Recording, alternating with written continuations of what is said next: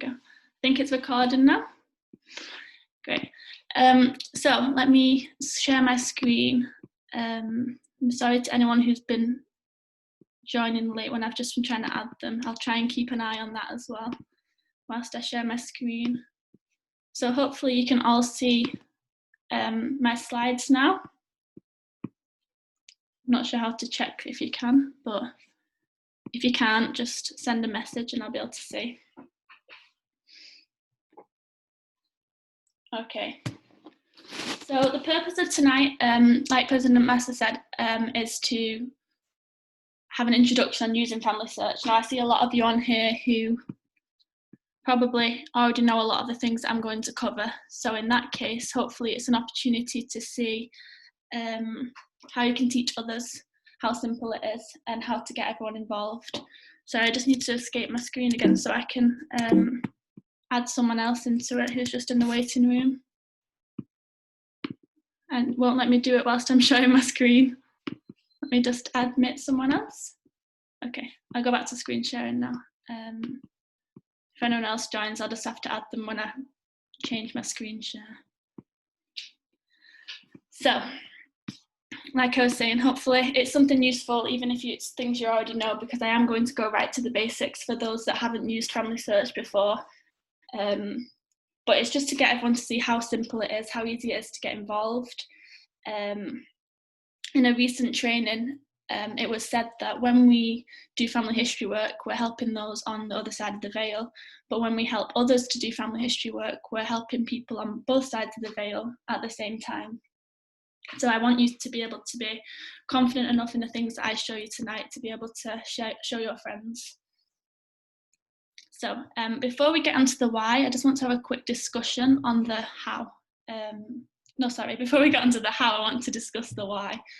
So in the training we had last week, Elder Turvey, who was recently called to the Area 70, said a comment that really stuck out to me. He said that temple and family history work is not a department of the church, it is the church. And I love this. Elder Bednar said something similar when he continually asks us to gather together all things in one in Christ. I think it's so essential to be able to view temple and family history work not as a department of the church, but as something that enables the purposes of the Lord's church to happen. We're here to learn more about God's plan and to be able to gain a body, but we cannot live eternally without the ordinance of the temple. God's work to bring to pass the eternal life of all men cannot happen without the ordinance of the temple. And we have, like I said, a very vital role to play in that. So I just want you to think for a moment about the whys, about why we do temple work. Why do we find names to take to the temple? How do you feel about it? Have you had any experiences that you'd like to share?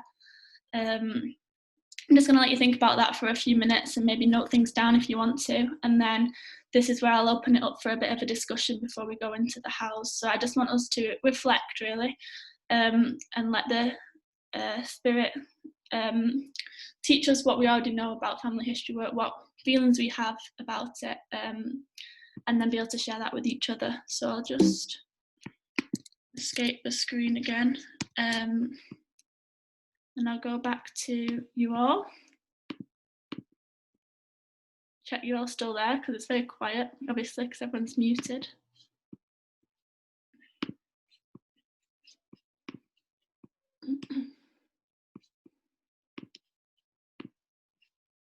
It's strange when everyone's muted. It feels like I'm talking to myself. So if anyone has any comments, you can just unmute yourself and speak. And if not, don't worry, I've got some comments as well. But this is the only time it won't just be me talking, so please take advantage of it.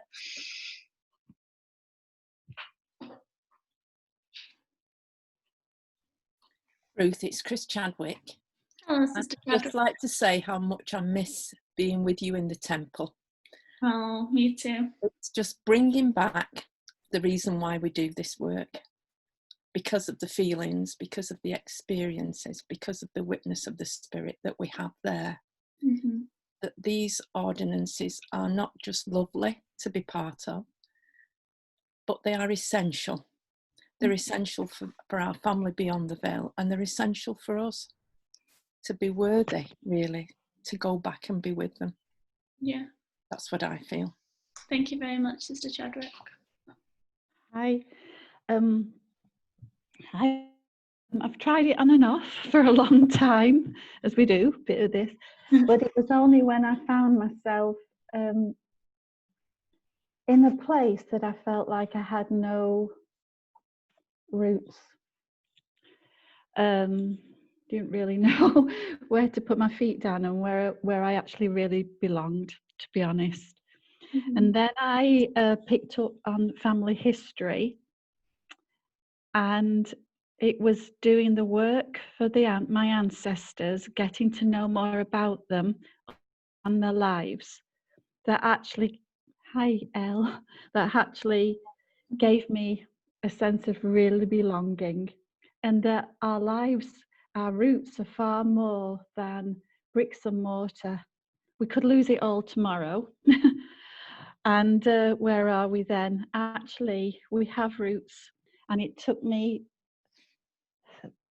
backwards and forwards doing the temple work, and I felt that was the spirit of Elijah connecting me to ancestors backwards and to those that are coming forwards.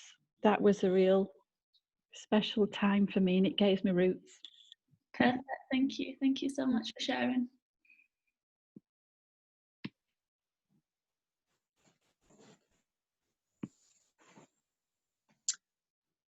Yes, I think it's only when you get the opportunity to actually serve in the temple, as my wife and I served there full time for 2 years. And it's only when you realize, when you see people coming from great distances to serve their kindred dead in the temple. And it's only when you have that opportunity. We actually served at, for quite a while as baptistry coordinators. And the experiences at the beginning, as normal in the church, we put that down to coincidence. But after a very short time, you realize that it's not our house, it is the Lord's house. And the experiences we had there would absolutely melt your heart.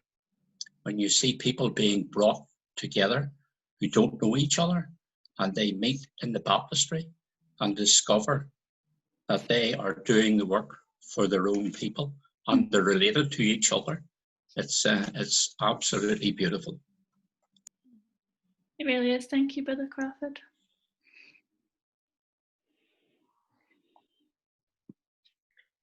For me, it's about helping families be together.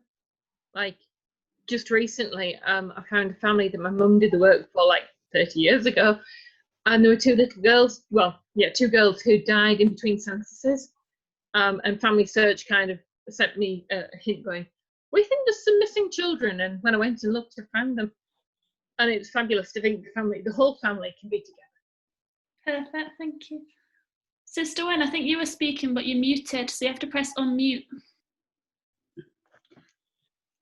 Hiya, it's Sister Hayes. Oh. Hello? Hello. Hiya, it's Sister Hayes. I've never done temple work before, but I've always done family history. And what I found is unbelievable. I found former members to be sort of like related down the line, and one prophet to be related. And it's just amazing to what you can find and what the history is. It's just absolutely wonderful. Yeah, thank you. I'm just going to unmute Sister Wen for her. Sister Wen. Okay, all right. To understand that our ancestors are real, Julianne echoed my sentiments. We had a bit of a fragmented family, and so I never really felt I belonged to a family until I started to do genealogy. And I was looking at, quite some years ago, I was looking for my great-great-grandmothers. I wanted every detail possible before I took her to the temple. And so I found everything, and I was excited, and I went to the temple, and I did her baptism, had a lovely experience and confirmation. Then I went into initiatory, and I was not expecting this. By the time I got to initiatory, I was on duty as a temple worker. And so I asked a patron if she would include my great-great-grandmother in her family work, which she did. And so, am I allowed to say that? Yeah, because we're all members. And I went from anointing to washing. And I just was so overwhelmed with the feeling that she was overjoyed and that she was there. Mm-hmm. And it was a real testimony to me that she was there. And so I took her to the next area, and same thing happened. I got so emotional, and then took her to the next area, and the same thing happened. And when we came out of the booth, this patron said to me, I take it you're very close to this relative. And I said, yes, I feel in my research that I became very close to Elizabeth Lawson Fowler. And this patron said to me, when you handed me this card, she said, I felt pins and needles go up and down my arms. And so it was just another confirmation to me that this work is vital, precious, and our ancestors are so anxious about it. Oh, it was just beautiful confirmation. And like Julianne, I began to feel a part of the family, and I started to talk to my family about our ancestors, and it's rippled through our family now. You know, we all feel, what's the word I'm looking for? You know, bonded. Yeah. There's a bond there now. It's wonderful. Thank you, Sister Wynne. That leads a lot on to the kind of some of the things that I'm gonna show you tonight is about getting to know our ancestors more, so that we can have that kind of special experience that you've described in the temple when we do the work for them. So I'm just going to get my slideshow back on now, because we need to get back to that.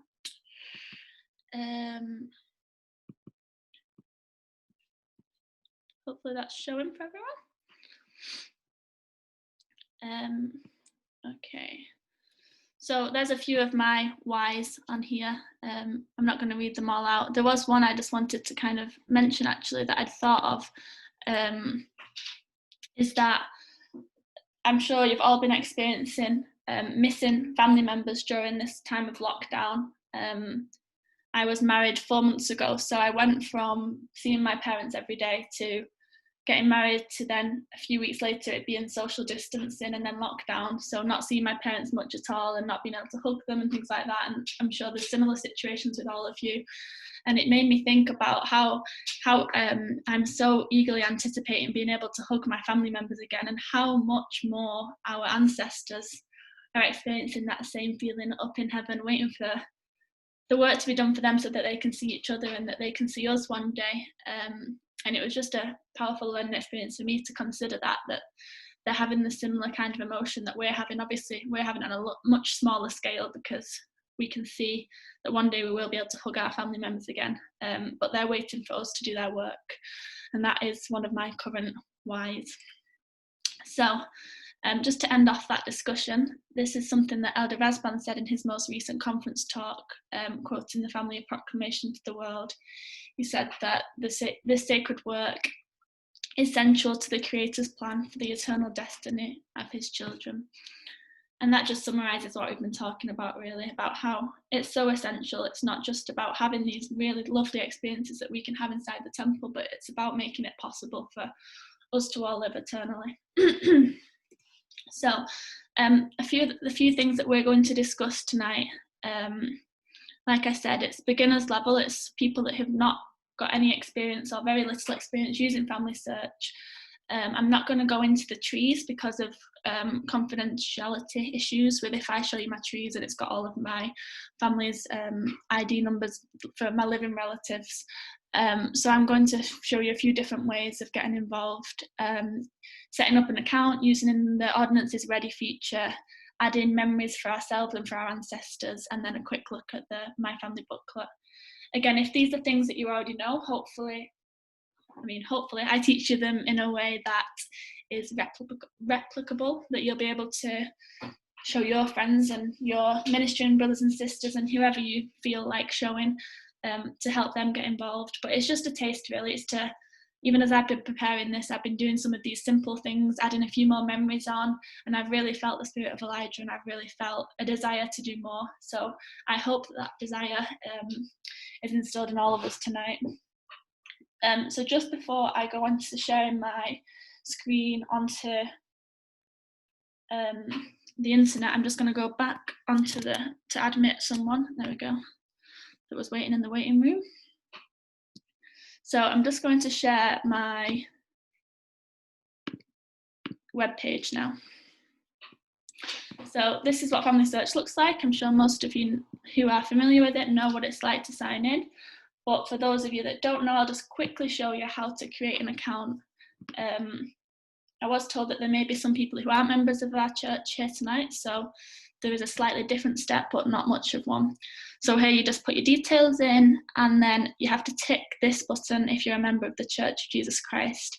And then on the next page, it will ask you for your membership record number. This you can get on your Temple Recommend, or if you've not currently got a Temple Recommend, you can find it on your LDS Tools account, or you can ask your bishop. So on your Temple Recommend, it's just right there on the back.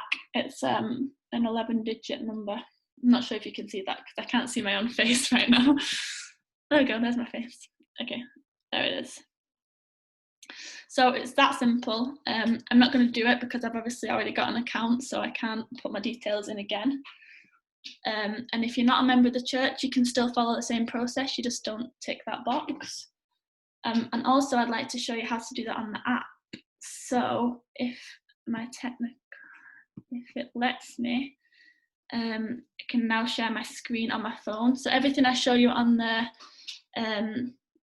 internet web page, I'm hoping to show you on my phone too, because it's just as easy to do things on your phone. And then that way, if you've got a phone handy, you can do it at the same time as me. So I think that that's sharing my phone's, no, it's not.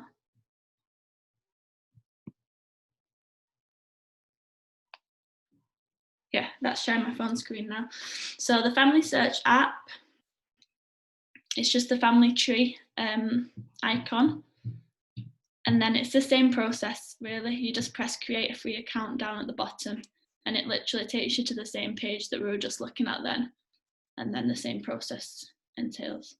So it's super simple. And obviously that's something that most of you probably already know, but I just wanted to cover that for anyone who's a very, very first timer. It's something that I learned in youth when I had, that's my husband on his break.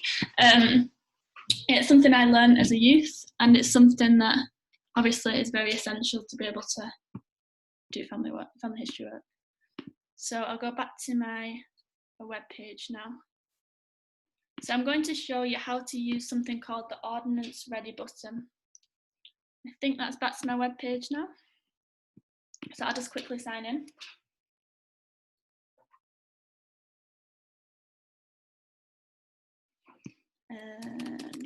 It's my maiden name, just to confuse everyone. So Ordinances Ready is a button that leads you straight to names on your tree that are ready to take to the temple. And it's literally, that's it in a nutshell. You add it and it finds you a name. So you press on temple along the top of the tab, and I don't know if most of you are probably familiar with using the reserved list. That's where names that you found in the past go onto your reserved list, which is not loading right now. There we go. But what I'm showing you now is the ordnance is ready button. So you go right to the bottom there where it says ordnance is ready. Now it asks you to select your ordnance type. So for those youth who are going to prepare for the baptistry, you can just press baptistry and confirmation. Maybe a couple want to go and do a sealing, you'd press sealing to spouse, whatever you'd like to press. So I'm going to press baptism and confirmation, and then it's straight away just going to find ordnance is ready. So you can see here they found 4 people. 3 of them are from my list and 1 is from the temple. So now mine's already in my reservation list. If I'd not already done this previously, it would just be from my tree in general. And then the one from the temple is those who have submitted names to the temple that can't get to the temple themselves. So then I'd just press view people, and you would press, so it's saying I've previously printed these. So if I know that I've previously printed them, I wouldn't do that again to get a repeat. But you just go through this process. I know that I've not actually printed these cards out, so I'm going to go ahead and select one of them, Doris Byram here, and it lets you view your relationship to them. It's my first cousin 3 times removed, so it's quite a long connection. This is my nana, so my great, and then 3 times removed. Then you would just press take to the temple.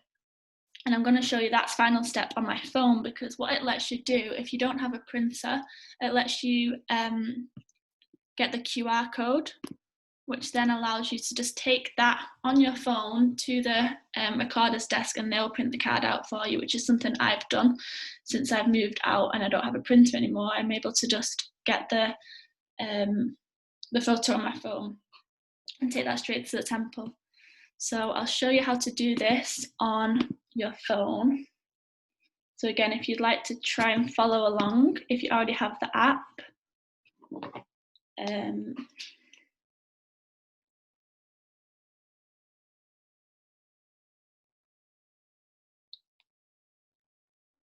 here we go. So back to the app. Oh, I'm still not signed in on this one as well. Let me just sign in.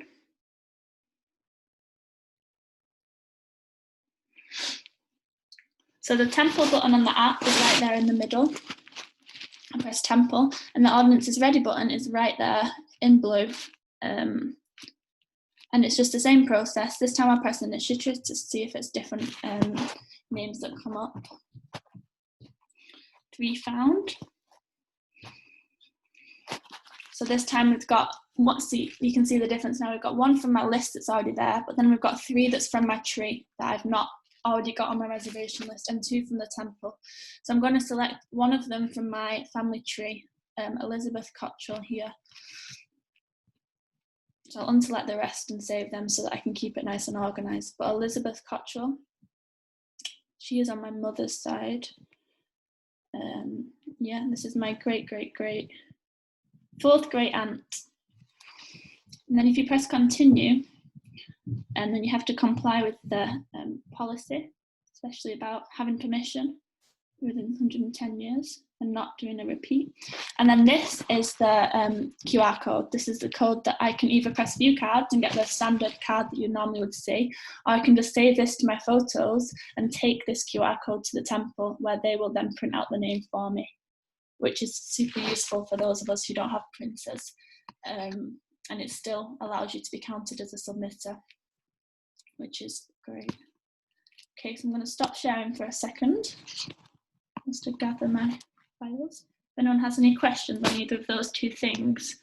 The ordnance is ready is one of my favourite tools, because sometimes if I've not had time to find a name, I can just quickly use the ordnance is ready button. I can still see my relationship to this person, and it allows me to take my own name to the temple.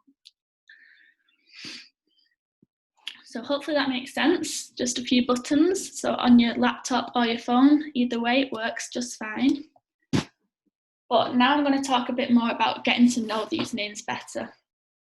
In a second.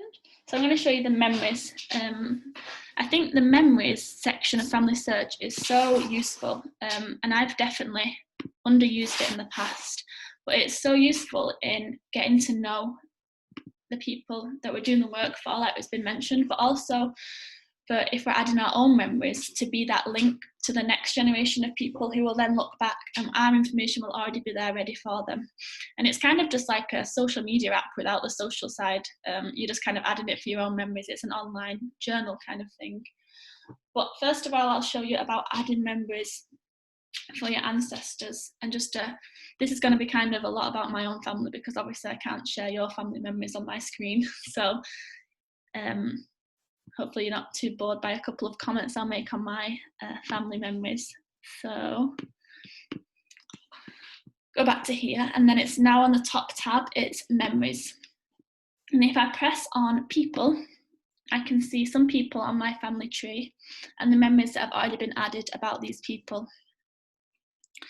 So a lot of these memories have been pre-added by my father. He's very good at adding memories on FamilySearch, but a few of them I've added myself as well quite recently. First of all, I'm just going to show you this one. William Carrington, he is my second great grandfather, and he died in the First World War. And I remember as a child, he's buried in France, and we went to France on a family holiday and we went to visit the graveyard. And as I've looked on the memories app, I've seen that my dad has attached a picture of us. Well, it's not me, it's my mum and my brother at the graveyard in France. And it was such a good memory to be reminded of us going to see it. And I was very young at the time, I think I was only 4, but I remember rubbing the grave with a crayon and some paper. And I remember visiting that, and also you can see the tablet here, and then some of his medals and war certificates. These memories have been added here. So it's helped us to get to know him as a person, someone that died 75 years before I was even born. And I don't know much about him. I know that he served in the war. But that just makes it so much more meaningful. When we took his name to the temple and performed the ordinances on his behalf, we're able to know a bit more about who he was and what he did. So that's talking about people that we've maybe not met before, but the memories is also a great way of adding information for people who we have met or maybe our parents have met. My great grandmother, Gwen Cottrell, is my mother's mother's mother. Now, she died about 7 years ago, and so I remember her.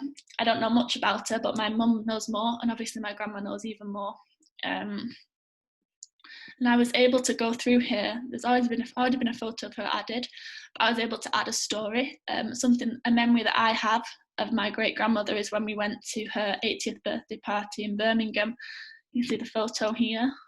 There's me, my grandmother, my sister, my mum, and my great grandmother. And I was able to add a little bit of thoughts about the time that we all went to see her. And I can ask my mum more things about her if I wanted to. And then obviously it's a bit different because I do know her and I do remember her, so I already can have that special experience doing her work. But the same applies to great-great-grandmothers, where maybe only my mother or my grandmother knows information about her, and they can pass that on to me so that I can feel more connected to them. Had an experience when we went to a family party, and it was my mum's extended family that I didn't know very well, and we decided that if we're going to bother doing all of this work for our ancestors that aren't even alive anymore, it's so important to get to know our ancestors that are alive and to get to know our ancestors who have passed on through those that are still alive. And this is especially a great way for those of you who are just starting out your tree to be able to gather information, to be able to start adding a few branches as you go. So, and then for your own memories, it's the same memories tab. If you press memories, and then if you press gallery, it takes you to your own memories. So here's some of my memories that I've added in the past. My first one there was actually in your stake centre when I was on a convention. So I've added a few as I've gone along, just different moments, things like ham sandwiches at my grandma's house, something that seems a bit insignificant to some people, but it's a special memory with my grandmother, something that I want to be able to tell my grandchildren about how nice her ham sandwiches were. But this is a super easy way of adding things so that your future family and also your current family can know more about you. It's just, you just add here.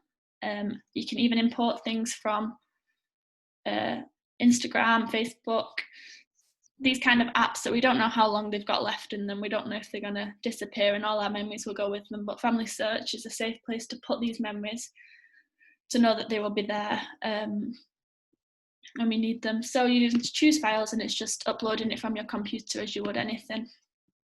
I just realised when I was on the people, I didn't actually show you how to upload it, but it's a very similar process that when you're on. So I'll go back to my great grandmother.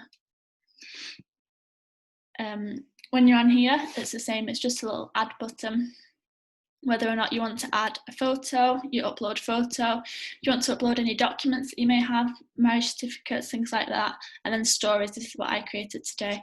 You create a story and you just write about it and you upload a photo if you have one. So it's a super simple way of getting involved in family history. It's something that I really enjoy doing, getting to know my deceased family members a little bit better with the information that we still have on them, and making it possible that our future descendants will have this kind of information available. This is actually a separate app on our phones, so I'm going to show you it on my phone. It's called Memories. And like I said, it's kind of like having a social media app, but it's not social media. So it's a very similar icon, but it's just all green tree, and it's called Memories, just in the App Store. And you can see there the same memories that I just showed you. Anything that I put on here automatically gets uploaded to FamilySearch, so it's just linked through your account. You just sign in with your FamilySearch account, so it's very easy. And then you just press in this bottom right hand corner the add document, story, audio, photo. So it's the same process that I was talking about earlier. I've got even a little audio here of me saying hello. I don't know, in case my future grandchildren want to know what I sound like or something. But yeah, just little memories as I've gone along.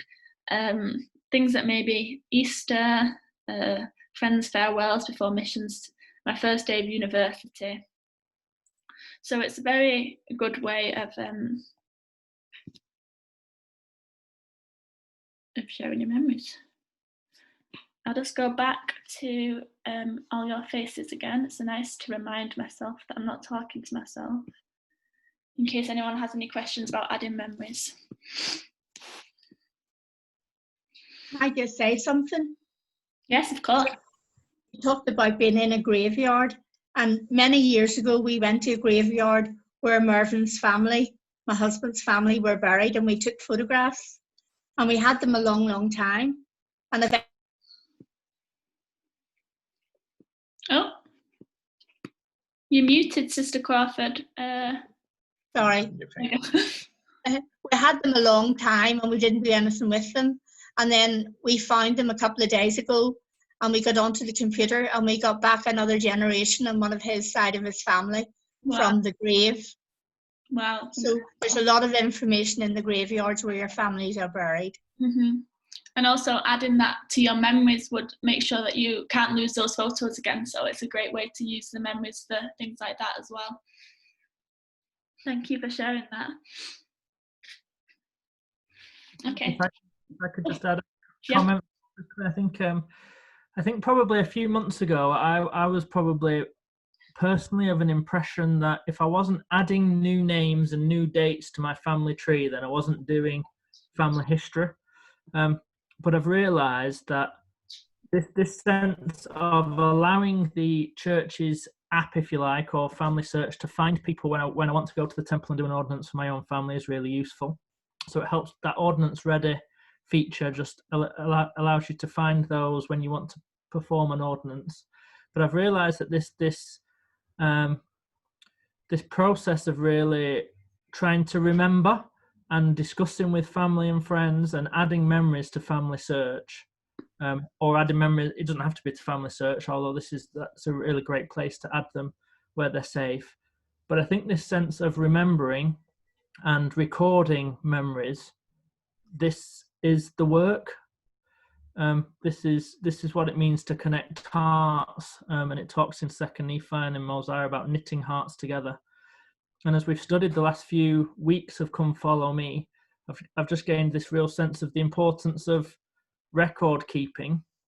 And of course, the Book of Mormon is a selection of memories and experiences that prophets and people have had that bring us great strength and meaning to our lives now. And I think the same could be said of the memories that we collect and save for our posterity. Can be a great source of strength to them too in the future. But I found it's a great source of joy and happiness to me now, and a great sense of feeling connected to, there's been something very different from going to chat with my granddad where he tells me all of these stories versus listening really intently and then going home and recording them. I felt a much deeper sense of connection with him. And so I think I've had a real mindset shift, which I hope is the same for some of you, that you don't have to be finding lots of new names and adding lots of names and dates, but just being involved in the collection of memories and the saving of them. I think that is also equally the Lord's work. Thank you, President. Can I make a comment? Of course. Yeah, Sister Whitaker, going back to what you said about the ordinances ready, I have a slight concern on there that when you click onto the ordinances ready, we're presuming that the information on that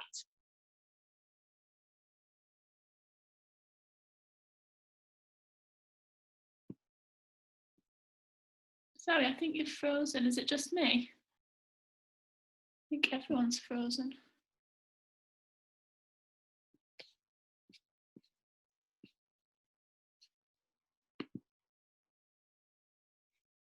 Hello? name. And so what they're doing is they're printing a name off before they've actually checked that that information is correct. Because I've been on one today that somebody else has put on and the information is not correct. And I could have just picked that up and gone to the temple and taken it. So that would give me a slight concern. I mean, it's different if you're doing it from a temple file thing and you're taking that, but when it's your own, you want to make sure that that information is absolutely correct before you go and do that work. Could I just say, yes, this is the point that I've made about my great-great-grandmother. I held on to her until I was absolutely sure. And I think when you're prayerful, every time we approach searching, we must have a prayer, because the Spirit will lead us, He will tell us, and He will prompt us to go to places where we can secure the information we have. We check and check and check. And I agree with you, Sister Whitaker, I would never want to take people to the temple, my family to the temple, because when we pass over and we seal them to the wrong people, which happened to me, even although I was checking, I got in touch with a distant cousin, and she had different information to me, things that I had done 5 years ago. And when I checked, she was right, and I felt dreadful.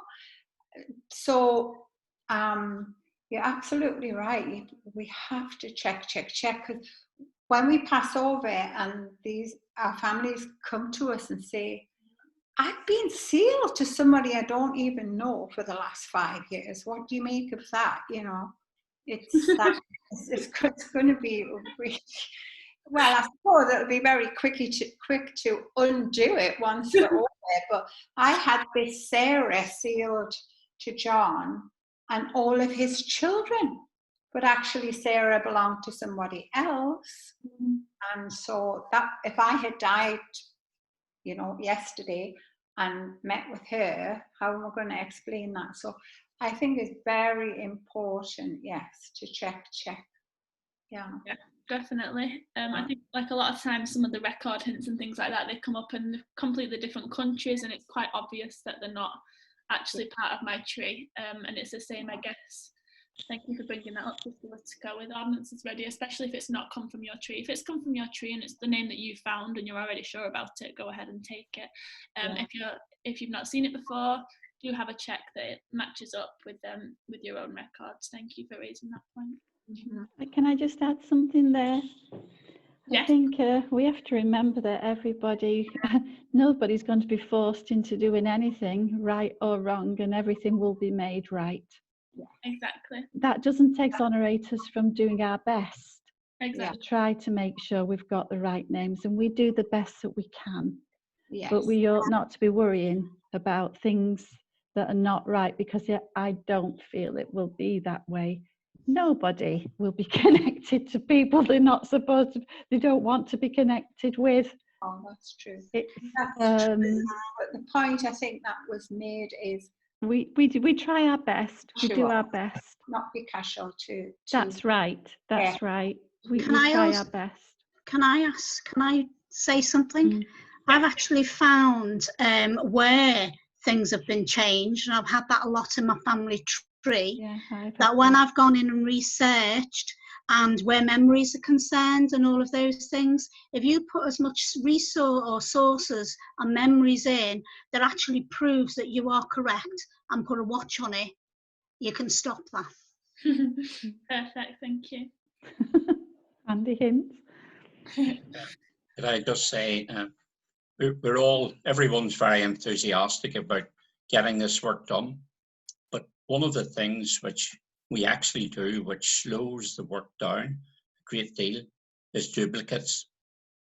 I have done work for sisters in my ward, and after sitting for an hour and 30 minutes, when I go down to collect that card, discover that it is a duplicate. So it is so important to check the work before we actually go to do it. Definitely, thank you. Okay, so one more thing that's going to help us with these memories, and then I'm going to round it back to the temple work and the importance of taking this to the temple, is the My Family booklet. Now, I'm sure lots of you are probably familiar with it. We all had copies handed out quite a while ago, but I have recently started reusing mine again, just as a way of, kind of the same as what I was talking about with memories, a way of talking to family members about people that we don't know, people that we've not heard of and we don't know much about, to learn more about them, but also, most importantly, to find out things like their date of birth or their place of birth, things that we need to be able to take the names to the temple. This is very useful for people who are just starting out on their tree, like I said, people who need those bits of information that living people may still have.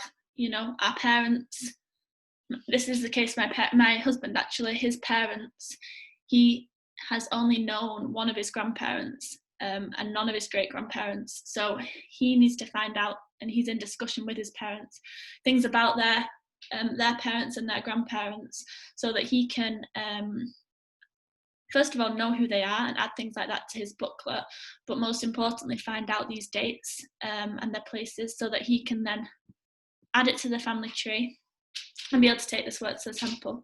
I'm just going to show you a quick example of my family booklet, but then I want to keep it focused on, like I said, getting the information that we need for the temple.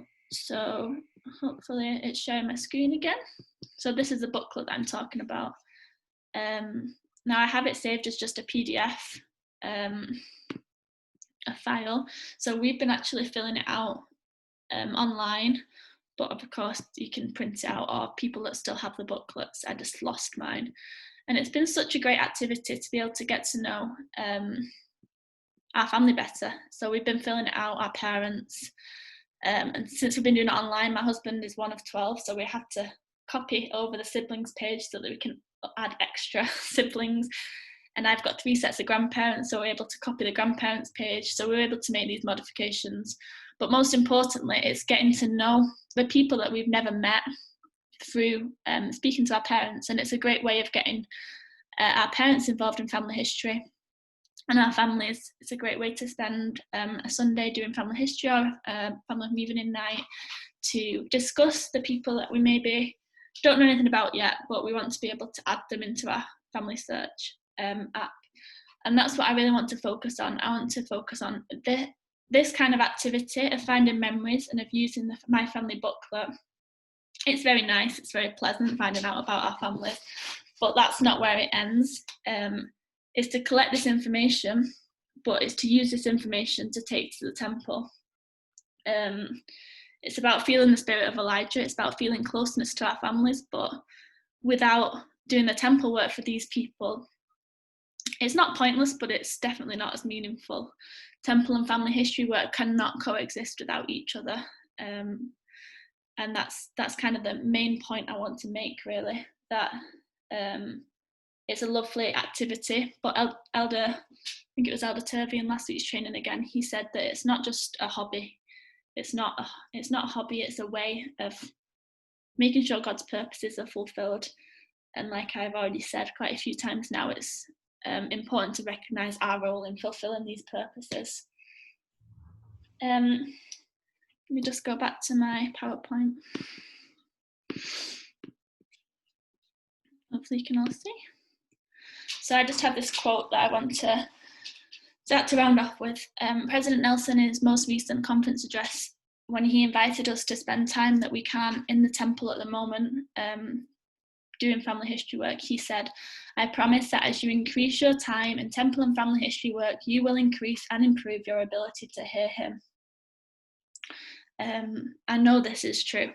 My relationship with my Heavenly Father has been vastly improved as I've spent time in his temple and doing his work. I feel his love more personally. And I know that it's definitely increasing my ability to hear him. So just a couple more things. This is some of the contact details for your ward leaders if you would like to discuss more fully, or would like to do some more one-on-one style temple and family history work. If you want to learn more about certain branches, hopefully these leaders will be able to point you in the right direction. They are some of the temple ward temple leaders, and where there's not been called, it's either the elders quorum president or a temple and family history consultant. So if you want to just note down the relevant ones for your wards, the contact details should be up to date because it's very recently been given to me. And I'm just going to leave that on for a second. And then I've got my own contact details for anyone that would like to email me. Oh, there we go. And I've also I'm starting to set up some social media pages for people in our region to get everyone involved in temple and family history work. I've currently got an Instagram page for those of you that use Instagram, where I share people's testimonies from around the region, their experiences, tips, quotes from apostles, and some poems from our lovely temple matron, Sister Rigby. She shares some poems with me that I upload on that page as well. So for anyone that'd like to get involved in that, you can send me an email or a message about that as well. So I'll just go back to the other slide in case you didn't get them. Well, I just want to close with my testimony of my Saviour, because I know that it's through him that this work is possible. I know that it's because of his atoning sacrifice that my relationships truly can be eternal. And I am so grateful for the blessing it is to be able to participate in this work. We all have a role to play. But I'm so grateful that Heavenly Father has a plan that makes this all possible. And this plan doesn't work without temple and family history work. And I urge us all to remember that and to be able to find ways that we can be involved, to be able to get to know our ancestors better, but most importantly, to take them to the temple and to do this work for them when it reopens. I'm sure many of you join me in anxiously awaiting that day and can't wait to get back inside the temple. And I hope that we'll all have some names to take with us when we do get to go back inside the temple. And I say these things in the name of Jesus Christ. Amen. I'll just stop sharing.